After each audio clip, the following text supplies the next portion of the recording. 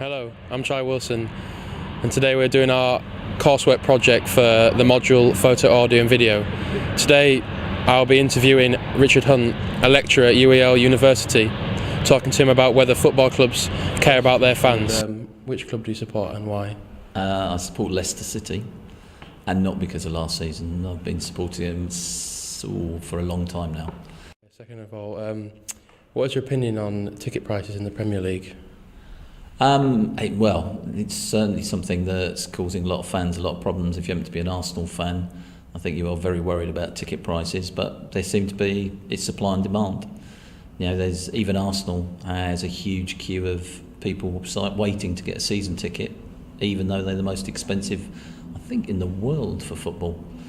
But it's, you know, clubs are going to get as much money as they can when they can. It's not good, but that's what they're doing. And that follows on to that. Do you think the Premier League tickets should be that expensive, or do you think they should lower them? There's stuff that's been looked at recently in light of the new TV deal. The football clubs are now earning so much money through the TV deal that in reality I think Football Supporters Association was suggesting that football clubs could actually almost let people in for free and they'd still have more revenue than they would have done before the new football deal, because gate receipts are now a much smaller proportion of football clubs' income. But strangely, all they're doing is, at least they've agreed to freeze most prices, I think, and then a smaller fee for away fans. But they're not reducing it as their income grows. They're not reducing the ticket prices to the fans. And then moving on to the next question, it's do you think there can be any changes made to make it easier, more accessible for fans to be able to watch their team?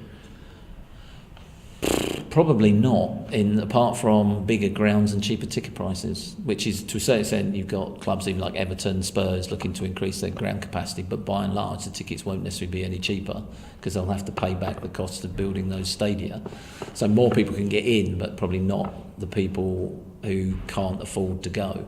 So do you reckon the price will still be either the same or even higher to count up for the money that they've lost? They'll say they have to pay for it, even though the income from TV rights and stuff like that has gone up and up and up.